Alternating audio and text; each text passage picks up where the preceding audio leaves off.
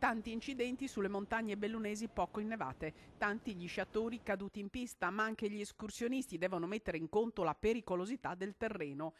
Il più tragico è quello sul Monte San Mauro nel Feltrino, dove ha perso la vita Giacomo Guzzo, il sessantenne segretario della Camera di Commercio, che era un vero esperto delle sue montagne, ma l'esperienza non sempre basta. Non sempre l'esperienza anche dei più bravi alpinisti serve per far sì che non ci siano gli incidenti, però non voglio dire che la montagna è assassina. La montagna può essere pericolosa come tante altre cose. D'inverno la montagna può essere anche più pericolosa, nascondere insidie.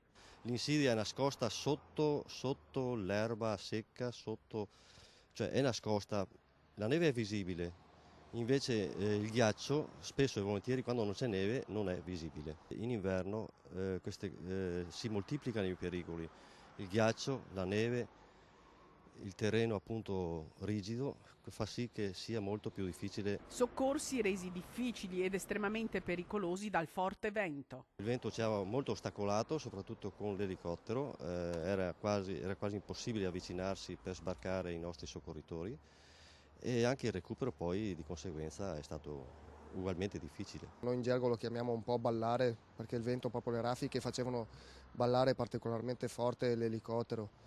E è stato costretto per questo motivo a non sbarcarci in overing, ci ha calato con il verricello, prima il tecnico di bordo del soccorso alpino, poi io come stazione di Feltre, siamo stati calati con 2 verricellate da 50 metri con il materiale che era necessario per fare tutto il soccorso.